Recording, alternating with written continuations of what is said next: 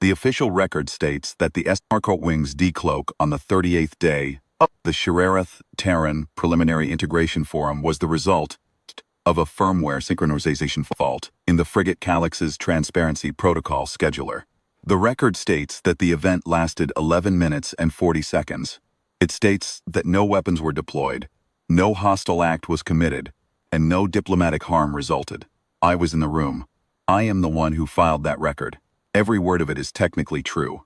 None of it is what happened. My name is Teodoro Reyes. In 2271, I held the rank of Senior Attaché, 3rd tier, within the Department of Intersovereign Affairs. I had served in that capacity for 9 years, which is long enough to understand that the word diplomatic in one's job title does not mean one does much talking. It means one watches. It means one reads the space between what is said and what is meant, documents it in triplicate, sends the file up the chain of command, so long that by the time it reaches anyone with authority to act, the moment it describes is already archaeology. I was not a soldier. I had never wanted to be a soldier. My father had been a translator for the early Keteron contact mission, and he came home thinner and quieter than he had left. I understood from his silence that the work of standing between two civilizations was not glamorous. It was a kind of grinding patience, a willingness to absorb what the other side aimed at you, without letting it show on your face. I had gotten good at that. I was not good at what the Sheriff Dominion put in front of me on the 38th day of the forum. Nobody had trained for that. The Dominion had not trained for it either, though they believed with complete confidence that they had. That is the whole story. They thought they had a complete file. They had reviewed our history, assessed our posture, assigned us a category. They thought the file was final. It wasn't. I arrived at Station Mvarteth 19 days before the forum was scheduled to open aboard the frigate Calyx, which was the newest and largest vessel in the department's diplomatic pool. The Calyx was not a warship in any operational sense. She carried no offensive armament. Her hull plating was diplomatic-grade polymer over a light structural frame, and she had been finished in the standard Terran Diplomatic Corps livery, pale gray, with a thin gold band at the waterline of the lower hull, the kind of aesthetic choice that reads as deliberately unthreatening. The designers had spent real effort on it. You could see the care in the proportions of her, the way the lines of the hull suggested openness rather than mass. She was built to look like what she was, a vessel that wanted to talk. What she also carried, attached by 4 articulated hard dock rings to her port and starboard flanks in full stealth configuration, 6 Reacher-class escort cruisers from the 3rd Intersovereign Fleet. They were there because protocol required them. 3 years earlier, the Vane Aerith contact mission had gone badly. Badly being the department's formal word for an event that produced 2 body bags and no survivors from the mediation team. And the department had revised its escort requirements after that, with the kind of thoroughness that only comes from losing people. Every diplomatic frigate operating outside established treaty space now flew with a combat wing in full stealth, transparent to any scanning array. The other side was likely to have, with decloak windows scheduled at standardized intervals for what the protocol document called procedural transparency. The term meant, we are going to show you these ships exist on a known schedule so that you cannot later claim you did not know we had them. The theory was that doing it on a schedule made it less threatening. You could see the thinking behind it. Here is the moment we reveal the teeth, announced in advance. Not a surprise, not aggression, disclosure. The department had debated this internally for 6 months before codifying it, and the final argument that carried the day was something I had heard attributed to the Undersecretary herself. Showing the capability calmly, keenly as a matter of record, was the most honest signal of confidence that a diplomatic vessel could send. It said, we have this, and we are not afraid to let you see it, because we do not need to hide it. The theory did not account for the Sheriff. I need to explain the Sheriff Dominion, because without understanding what they were, the 11 minutes and 40 seconds mean nothing. They are a caste civilization. I do not mean this in the loose sociological sense. A society with inherited privilege gradients and class, distinctions that shape but do not fully determine outcomes.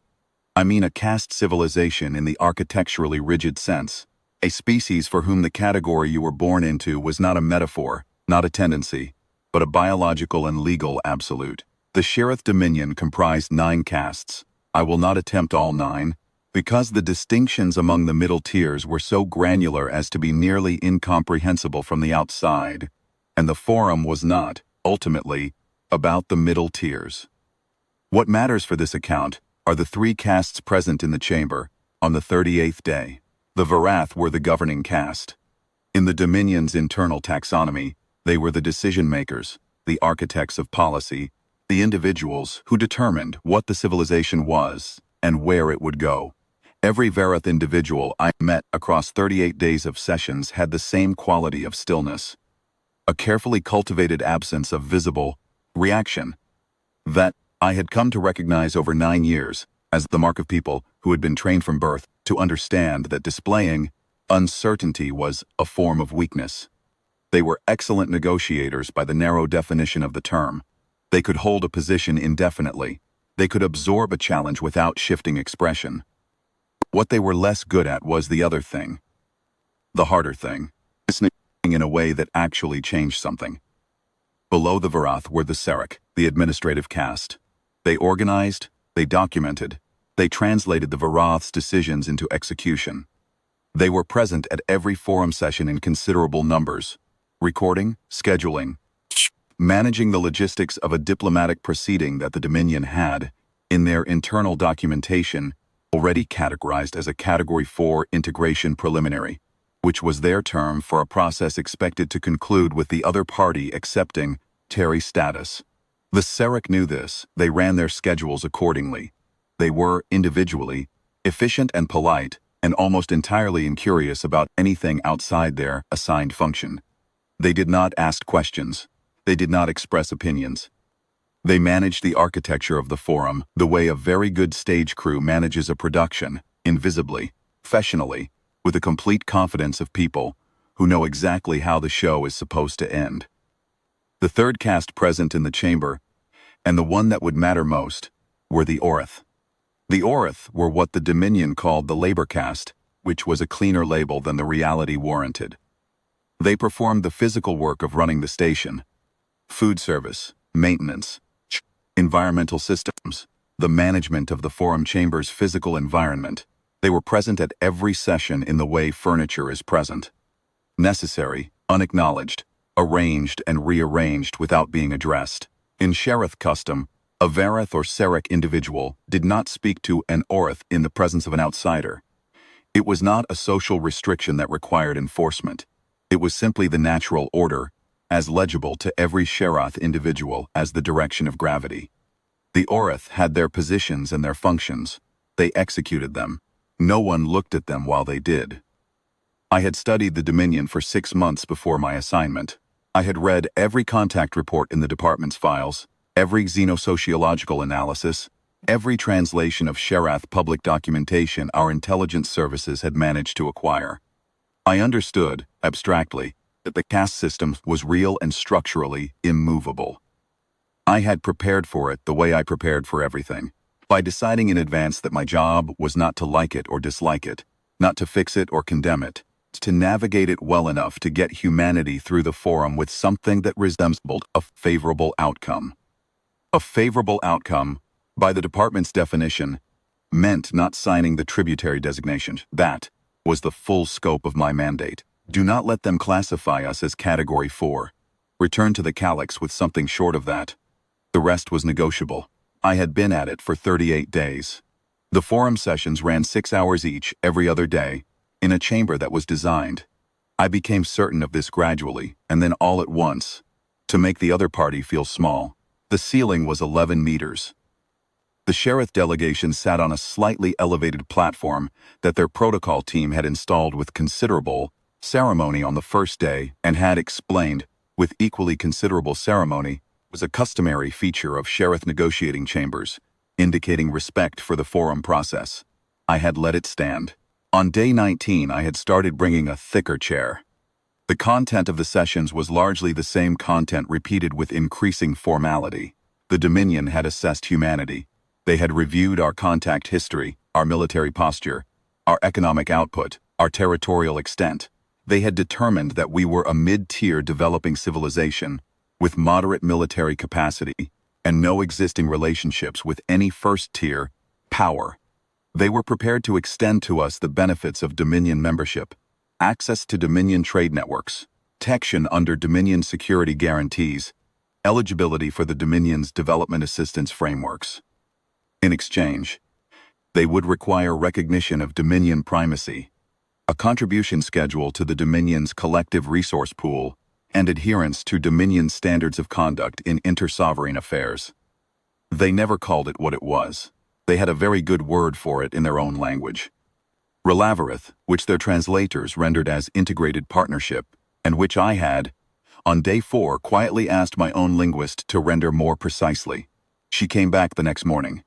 The most accurate translation, she told me, was closer to accepted subordinate, with the understanding that accepted carried a connotation of beneficence extended downward. The superior, he granting the category, not the subordinate party earning it. I had filed her translation in my working notes and not used it publicly. My job was not to start a fight. My job was to not lose one. The 38th day was the day they had scheduled the formal signing of the integration framework. They had scheduled it on day 1, in the opening session's procedural calendar, with the matter-of-fact confidence of people who had run this process many times before and knew how it ended. They had not asked whether we would sign. The Sarek administrators had simply placed it on the calendar and managed the subsequent 37 days of sessions as preparation for the ceremony. I had let them believe, for 37 days, that the preparation was working. Team of 4 had discussed, at length, how to play the day. Dr. Saren Kosi, my linguist, had been with me for 3 deployments. She was the finest real-time translator I had worked with, fast, precise, almost eerily attuned to the undertow of what a speaker meant versus what they said. She communicated with me in the forum sessions primarily through small movements of her eyebrows, private shorthand we had developed over years that conveyed more information per millimeter of facial movement than most people managed with full sentences. Left brow, pay attention to this. Right brow, I have a note for you. Both, something just happened that isn't in the briefing materials. Legal attaché Commandant Petir Vasiliev was technically retired from the Naval Judge Advocate's office. A fact that explained both his encyclopedic knowledge of inter-sovereign legal frameworks and his quality of infinite patience. He had spent every forum session with his hands folded on the table in front of him, in a posture so still and so neutral that new staff sometimes wondered, in the early sessions, whether he was conscious. He was always conscious. He was cataloging everything. My aide, Officer Maris Calloway, was on her first deployment. She had been brilliant in preparation and steadier than I had any right to expect in execution, which told me she came from people who had trained her to hold a line. She had spent 38 days doing an excellent job of looking like someone who was not alarmed by anything, which is one of the most useful skills an attaché can develop and one of the hardest to teach. My deputy, Senior Attaché Maron Lindqvist, had 10 more years in the department than I did, and had been through 4 full contact cycles with first-tier powers, 2 of which had gone badly enough to require evacuation. She had a quality I had spent years trying to develop, and hadn't quite managed. She could sit in a room where she was being condescended to and look genuinely interested. Not tolerant, not patient, interested. As though the condescension were a data point worth studying. It was a remarkable quality. I had told her so, once, and she had looked at me for a moment and said that she thought of it less as a skill and more as a survival mechanism, and that if I was still working on it at 9 years in, I would probably figure it out around year 12. The 38th morning, I had briefed the team at 0600 in the Calyx's small conference room with the door locked and no sheriff staff present. The brief had been straightforward. We are not signing today. I had spent the previous 3 days building a legal challenge to the frameworks, procedural validity under the Dominion's own governance statutes. Commandant Vasiliev's contribution, and it was, as he had described it with characteristic understatement, a thorough piece of work. It would not resolve the forum. It would delay it. It would create an obligation for the Dominion to answer on the record, and answering on the record would take time. And time was what we needed while the department worked its channels with the other powers in this sector who had reasons of their own to be uncomfortable with a more aggressive Sheriff expansion posture. The plan was good. I believed in the plan. I was not certain the plan would survive first contact with 38 days of accumulated Sheriff institutional confidence, but I had made my peace with uncertainty years ago. You prepare what you can, then you read the room. The forum chamber was fuller than it had been for any of the working sessions. The Vareth delegation was present in full standing. 12 individuals where we had been accustomed to 4. All of them in formal configuration. Sheriff Vareth formal configuration involved the outer mantle, which was a layered garment that expanded the wearer's apparent size by roughly a third. 12 Vareth informal mantles occupied significant visual real estate. They looked, in the aggregate, like a wall that had been taught to sit still. There were twice the usual number of Seric administrators along the chamber's edges, documentation rigs already running, recording the session in the Dominion's standard archival format. There were more Orith workers than I had seen in any single session: food service, environmental management, additional support staff, all of them moving efficiently at the room's periphery, none of them looking at the viewport yet, because the viewport was on the external wall, facing into the docking bay. And at 11 hours and 22 minutes into the forum there was, as yet, nothing unusual to see through it. I sat down. The Vareth first speaker, whose name transliterated as Vareth Solaneth, and which I had learned to pronounce correctly only around day 20, opened the session with a formal statement that ran approximately 15 minutes. I did not need Nkosi's translation to follow it. I had heard variants of it for 38 days. It described the culmination of the forum process. It described the mutual benefits of the integration framework. It described, in language that preserved all the appearance of choice, while removing its substance, the moment at which humanity would formally accept its place in the Dominion's architecture. I listened to the end of it. Then I reached for the document Vasiliev had prepared. At that precise moment, the viewport changed. The escort wing decloaked. I want to describe what that looks like, because it is not a small thing and the record does not capture it. The Reacher-class escort cruiser is not a diplomatic vessel. It is built to interdict, to suppress, to hold a perimeter against things that do not want to be held. Each one runs approximately 800 meters in length, wedge-shaped, with a hull that is armored in the way things intended to absorb weapons fire are armored.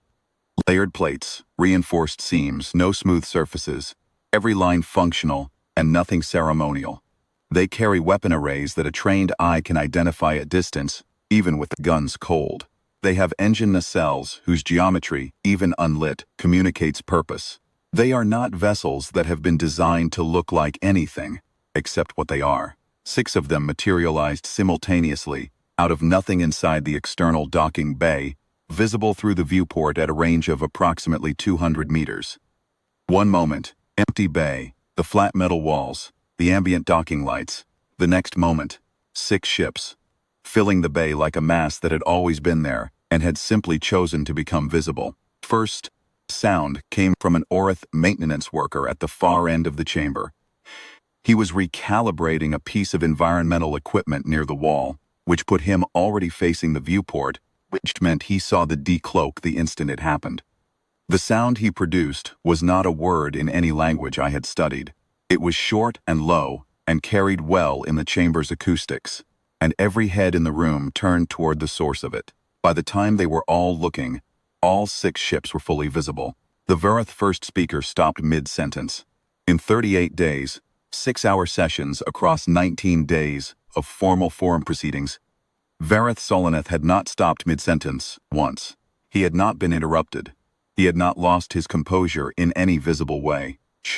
He was among the most controlled individuals I had encountered in 9 years of diplomatic work, and that control had the particular quality that comes from occupying a position of unquestioned authority for a long time. The quality of someone who has been the most important thing in every room he has entered for long enough that the assumption has stopped requiring maintenance. He did not expect anything to be more compelling than he was. He was looking at the viewport. I looked at Nkosi. Both eyebrows moved. I know. I said nothing. I placed the legal document face down on the table in front of me and folded my hands on top of it, and I waited. The Sheriff response unfolded over the next 6 minutes in 3 distinct phases, and I watched all 3 with the full quality of my attention, the kind I had spent 9 years developing. Total intake, nothing returned. The first phase was the Vareth response. Vareth Solaneth recovered his composure within approximately 15 seconds, which, in context, was fast. He turned from the viewport, reoriented to the forum table, and resumed speaking. His voice was in a lower register than it had been. Not quieter, but more controlled, the way a person speaks when they are managing something that wants to show on their face. What he said in Nkosi's translation was a continuation of his interrupted sentence, as if nothing had happened. The performance was technically excellent. I could see what it cost him in the set of his outer mantle, which had tightened slightly at the shoulders, the Sherath equivalent, as I had learned to read it, of a controlled exhale. He was performing composure. The performance was not composure. The second phase was the Sarek response. The Sarek administrators along the chamber's edges did not stop their documentation. This was notable. Stopping would have required a decision, and Sarek administrators did not make decisions. They executed the decisions of the Vareth. The session was proceeding in the Varath's performance, and therefore the Sarek continued to document it. But 2 of them had stopped moving, standing in a stillness that was different from their usual professional stillness. It had the quality of held breath, of a body that has received information and has not yet found a category for it. And I noticed, when I looked carefully, that at least 3 of the documentation devices had shifted slightly in their operators' hands to frame the viewport, rather than the forum table. Third phase was the Orith response. In the official record, this phase does not exist. The official record is a formal diplomatic document, and the Orith were not party to the forum. They were maintenance workers. Their reactions to a diplomatic proceeding were not, by any conventional accounting, relevant to the record. In the chamber, the Orith response was everything. It did not happen dramatically. It did not announce itself. It happened the way water moves, gradually following the path of least resistance, and then all at once, one by one and then in groups. Over the course of approximately 90 seconds, every Orith worker in the forum chamber relocated to the viewport. Not quickly. Not with any visible urgency. They simply drifted, in the way people drift toward a window when something outside it requires their attention.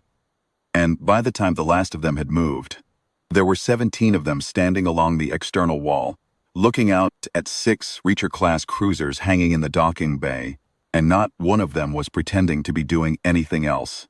Vareth Sol Aneth was still talking. He was talking about the integration framework. He was using the word Relavareth. He was performing composure with a discipline that I recognized and respected, even as I watched it fail. Nobody was listening to him. The Sarek weren't listening. My team wasn't listening. And the Orith, who were not supposed to be participants in the forum at all, who were supposed to be invisible and incurious, and occupied entirely with their assigned functions, were standing at the viewport with their whole attention given to the ships. I watched them watch the ships.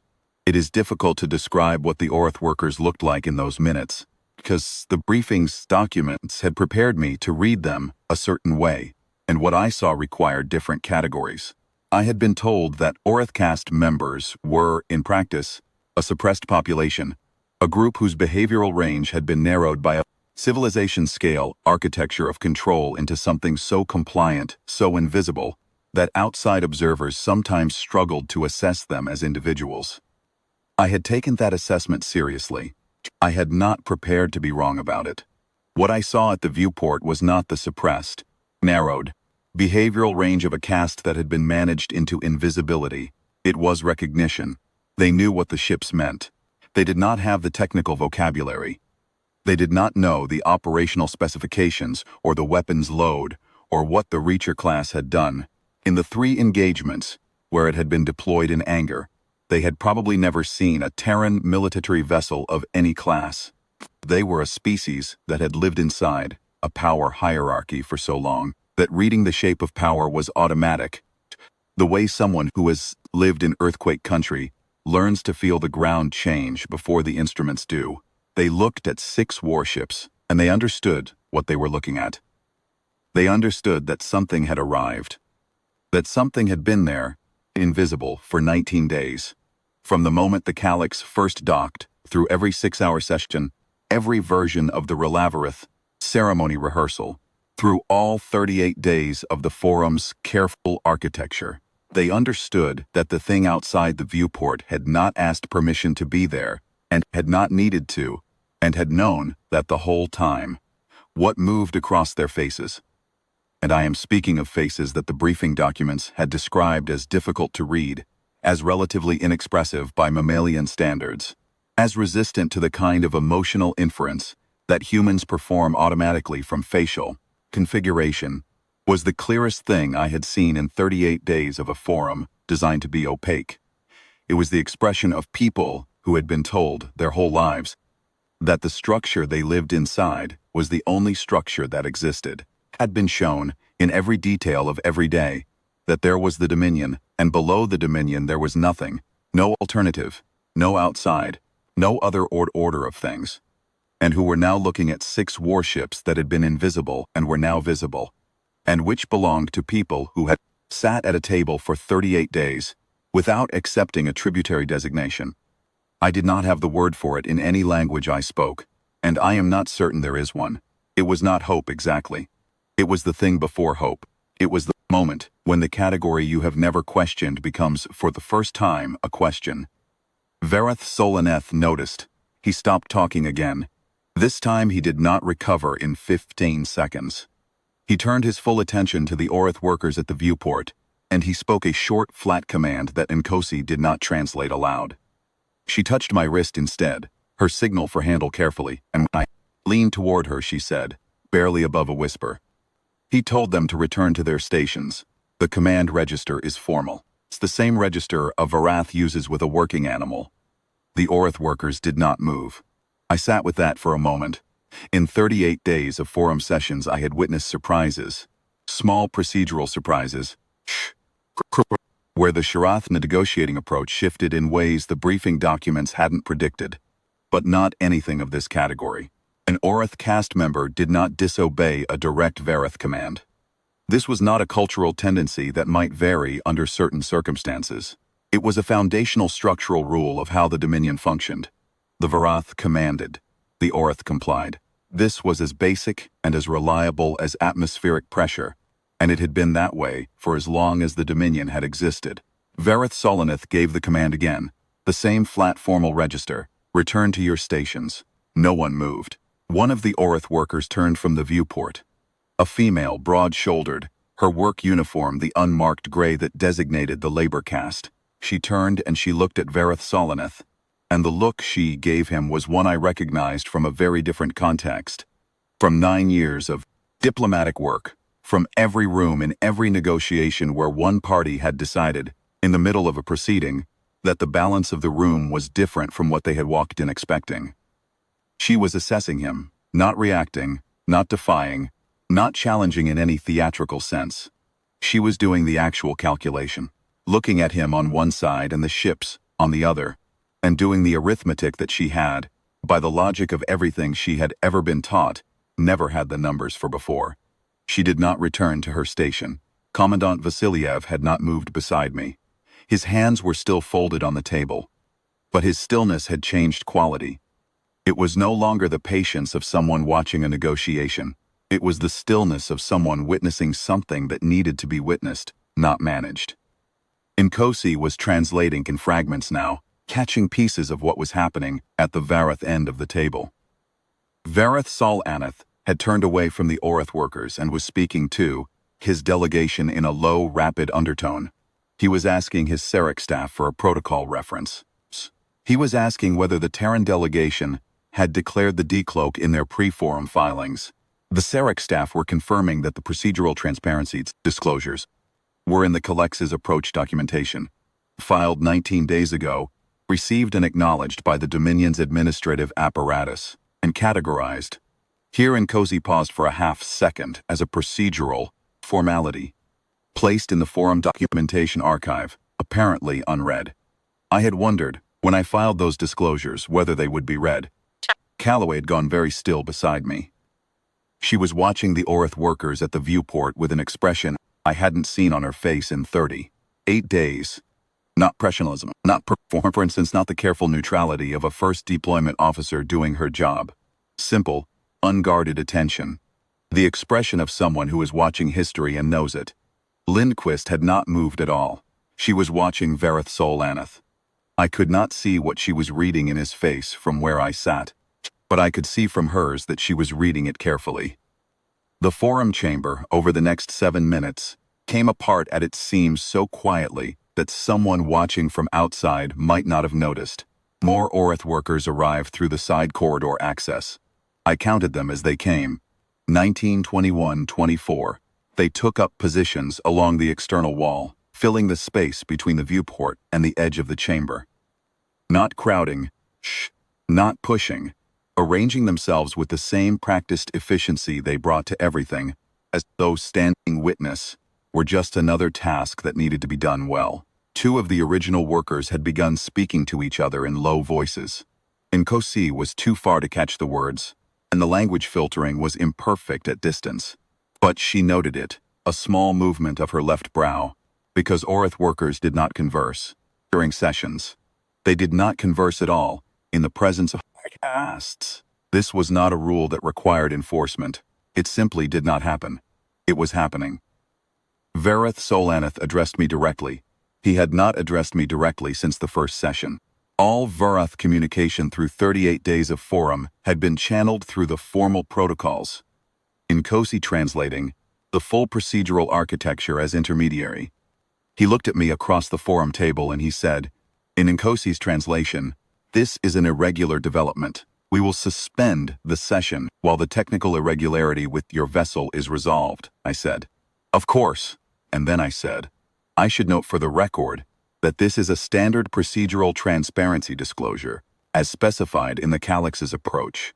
Documentation filed on the 19th day before forum opening.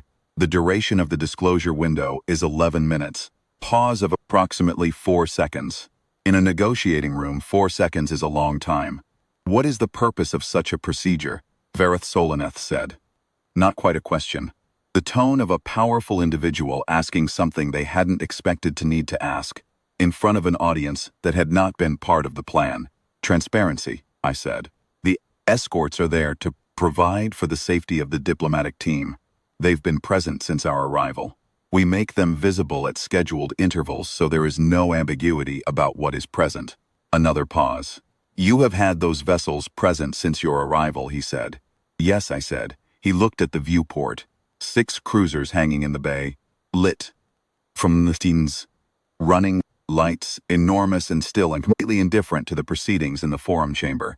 He looked at them for 2 full seconds, which is a long time for a Vareth first speaker to look away from the table he is supposed to be controlling. Then he looked at me. Something moved across his face that I had not seen in any Vareth in 38 days. It was not anger. It was not fear. It was something between recalibration and a reluctant, wary recognition. The expression of someone who has been playing a game and has just discovered, in the middle of a move, that the other player understood the game differently from the start. Not that they had been cheated, that they had made an assumption, that the assumption had been wrong. I held his gaze. I did not offer anything else. 9 years had taught me that the most important sentences in a negotiation are often the ones you don't say. Then one of the Orith workers at the viewport crossed the chamber floor.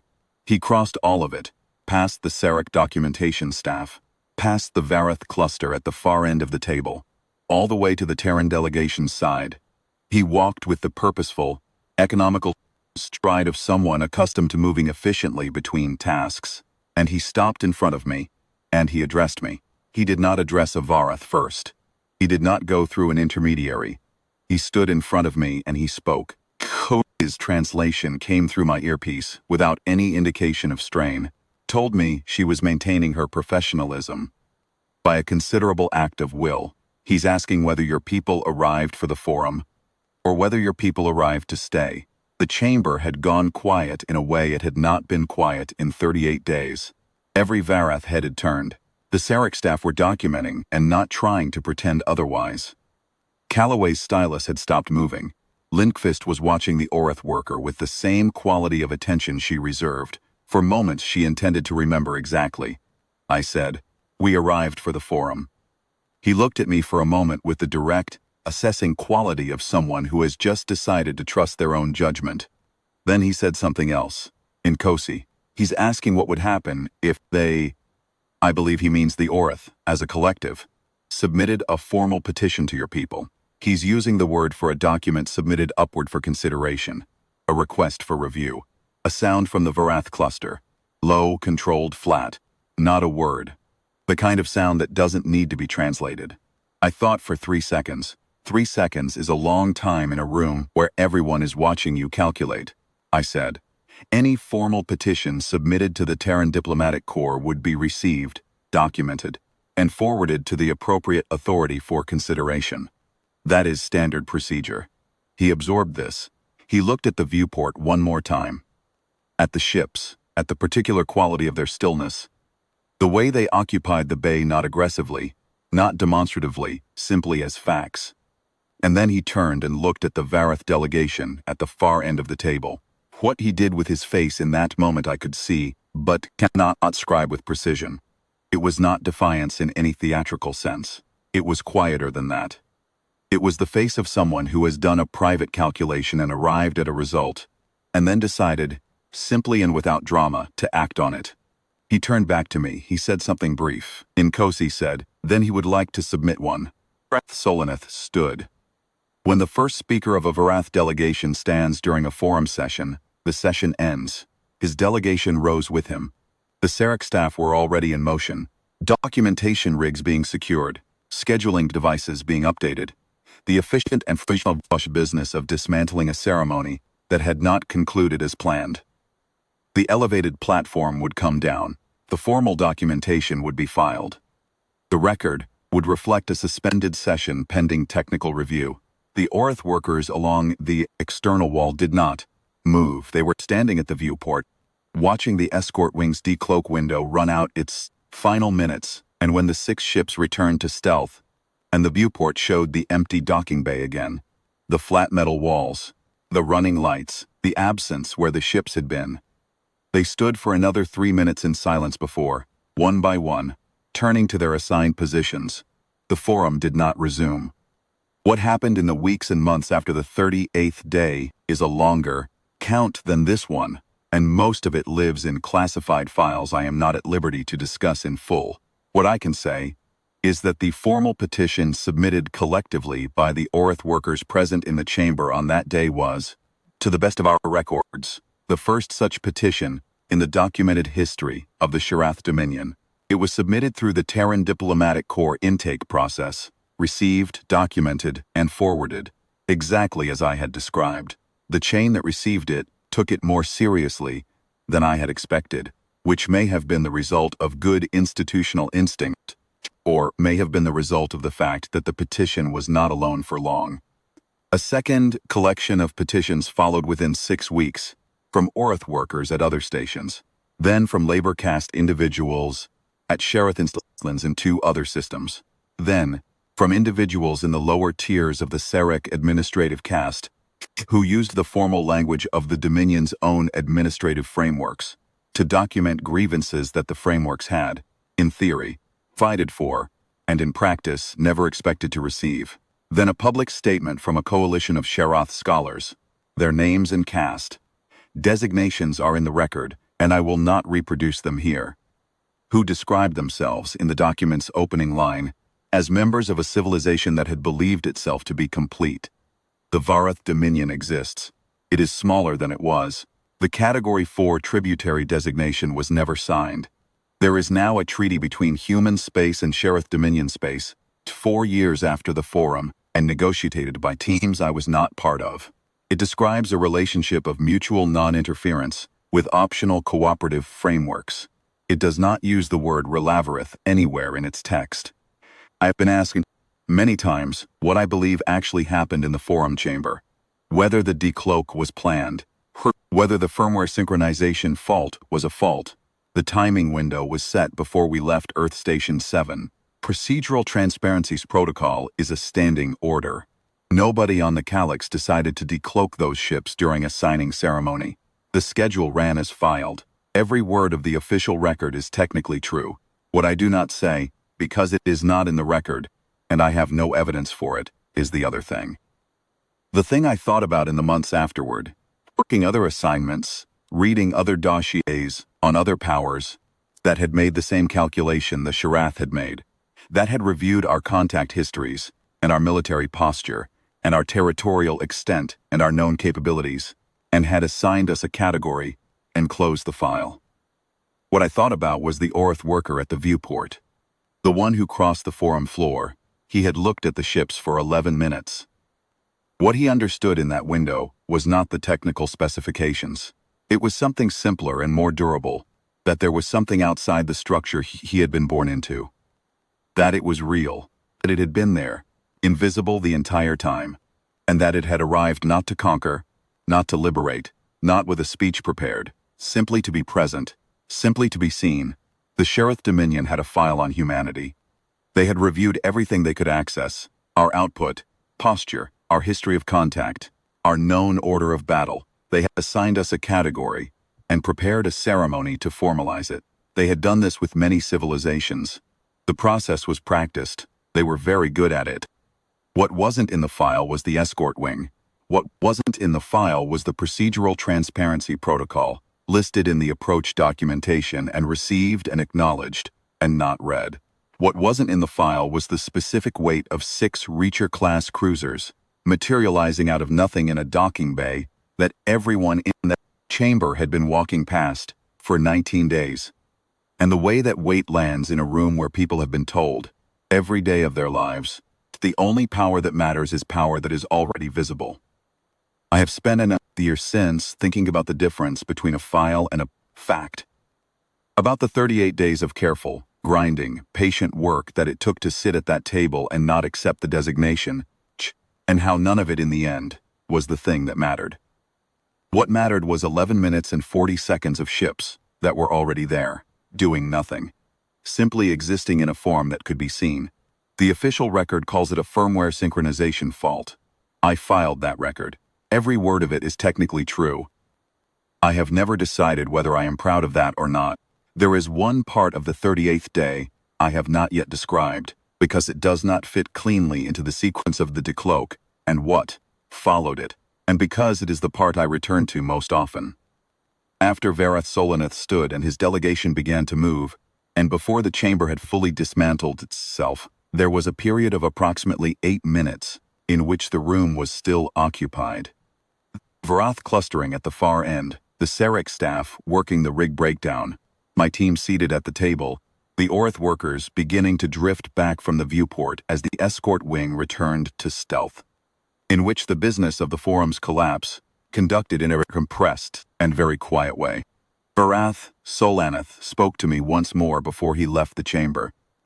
He came to Terran delegation's side of the table, which he had not done in 38 days of sessions. He stood at the end of the table rather than across it, and he addressed me without the formal protocol architecture, without waiting for Nkosi to establish the translation channel. He spoke, and Nkosi translated in real time, voice in my earpiece steady and precise. "You have been here for 38 days, and you have not signed the document," I said. "That's correct." He looked at me for a moment. Then he said, "We assessed your civilization at a Category 4. We had documentation." "Extensive documentation," I said. "I understand. Your military posture," he said. "Your contact history. Your relationships with other powers.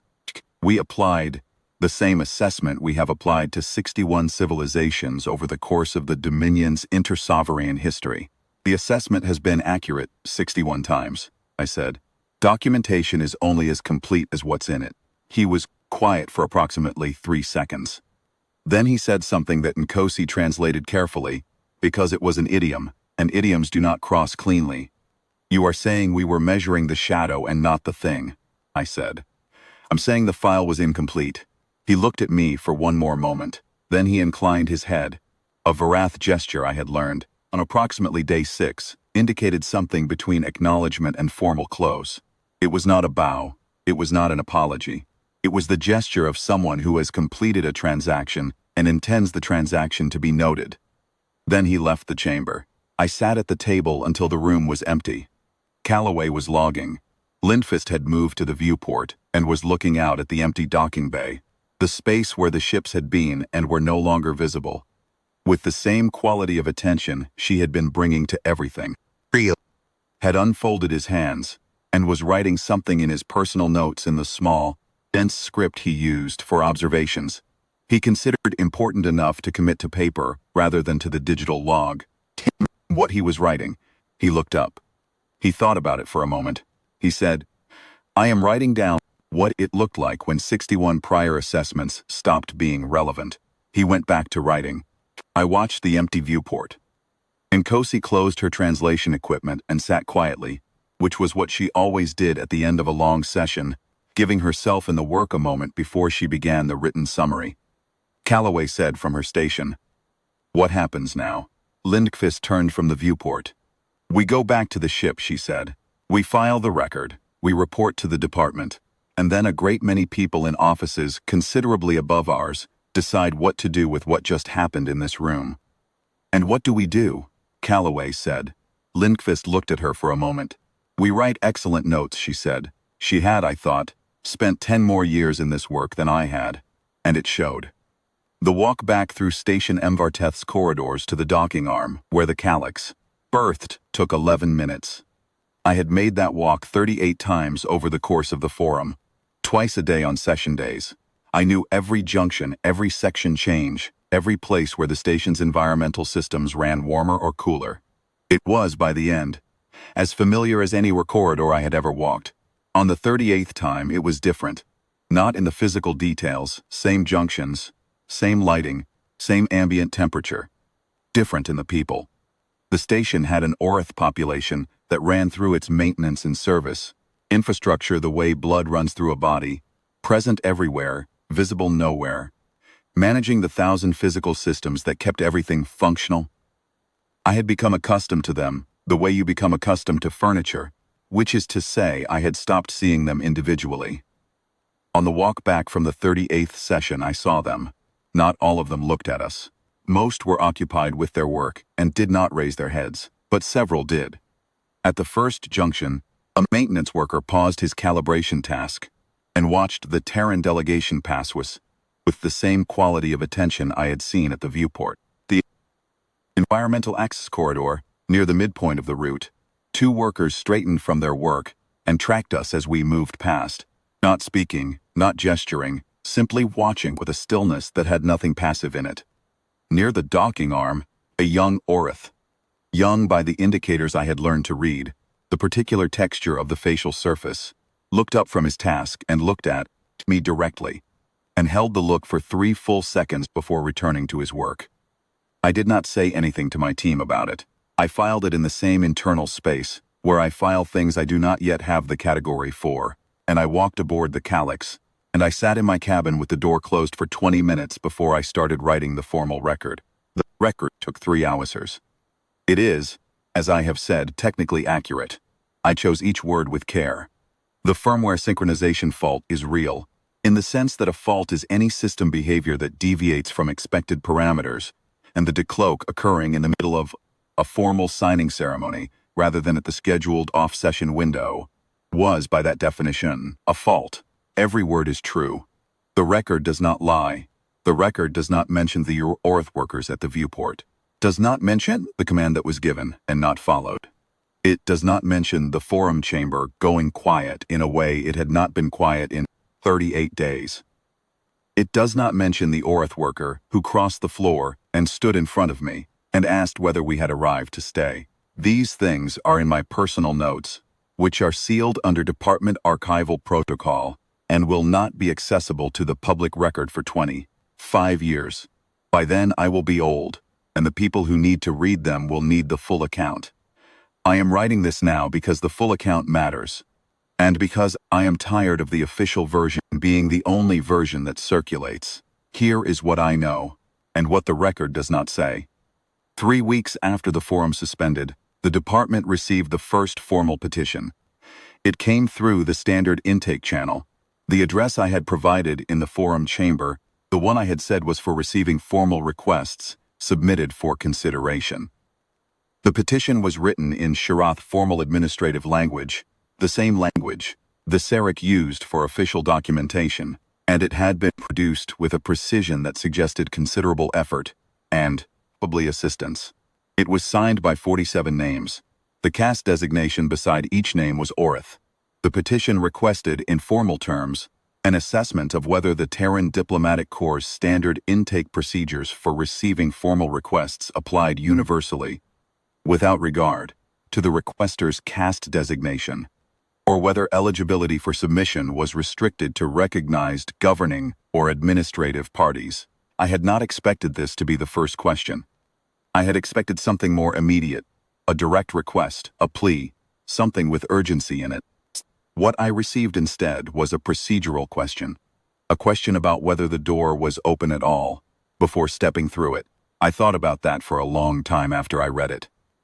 The answer, which the department's legal office confirmed in writing within 2 weeks, was that the intake procedures applied universally, that there was no caste restriction, nationality restriction, or civilizational statuses restriction on the submission of formal petitions to the Terran Diplomatic Corps' standard intake process, that any individual, group, or body that could identify itself and describe a request in intelligible terms was eligible to submit. We sent the confirmation back through the same channel. Within 6 weeks, the petition count had reached over 800, 17 different Sheriff installations across 4 systems. By the end of the 3rd month, it was over 4,000. They were not all identical. They were not all procedural questions. They varied widely in form and in the specific things they were asking, but they shared a structure. They were addressed to an external authority, submitted in the formal language of the Dominion's own administrative culture, and signed with caste designations that were, in every case, below the Varath tier. The department, for its part, did the thing it does.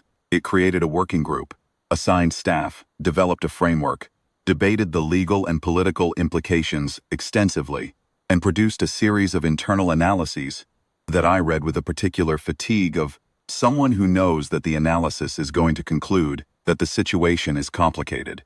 The situation was complicated. I do not dispute that. The Shirath Dominion was a sovereign entity with which the department was simultaneously negotiating a replacement framework for the suspended forum, receiving petitions from within its population, and processing them publicly, had implications that the department's lawyers spent considerable time mapping. The politics were genuine. The complications were real. What I kept thinking about, through all of it, was 11 minutes and 40 seconds. The escort wing had done nothing. That is the precise and important fact. The 6 Reacher-class cruisers had materialized in the docking bay, held the decloak window, and returned to stealth. They had not fired. They had not maneuvered. They had not transmitted on any frequency. They had simply existed, visibly, 11 minutes and 40 seconds, and then become invisible again. That is what had happened. Nothing more and nothing less. And yet, the forum had collapsed.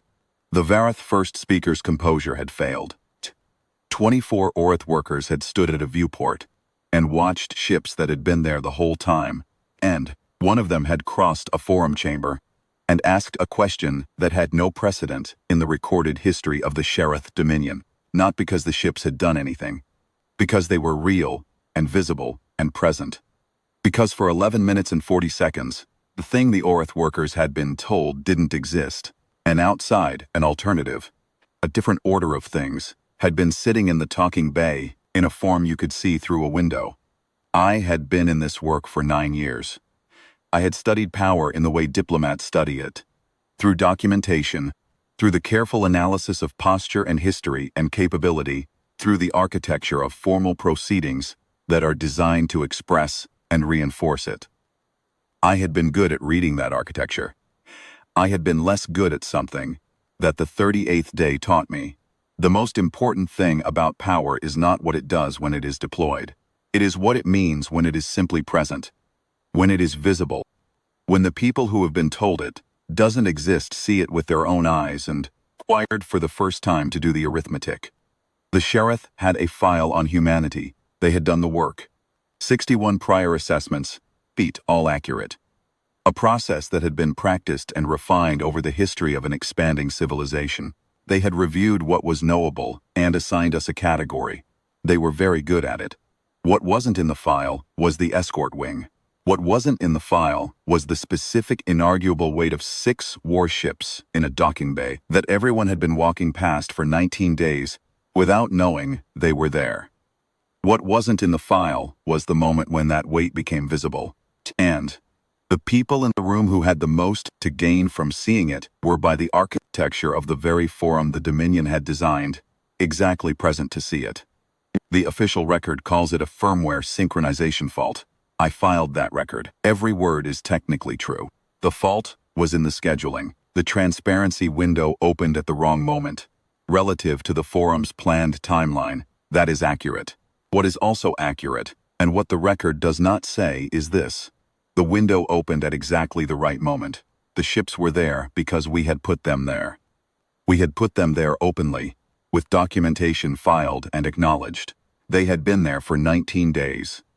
And at 11 hours, 22 minutes and 16 seconds into the 38th session, they became visible in a room full of people who needed to see them. The fault was in the schedule. What happened in the room was not a fault. I filed the record. I stand behind every word. I have lived with the other words, the ones that are not in it, for long enough now that I think they deserve to be said. The Sharath Dominion had a complete file. They were certain of it. The file was incomplete. We sat at the table for 38 days and did not accept the designation, and we had 6 warships in the docking bay the entire time, and eventually the room saw them. That was all. That was the whole of it. We were there, and we were patient, and when the moment came, we were visible. It was enough.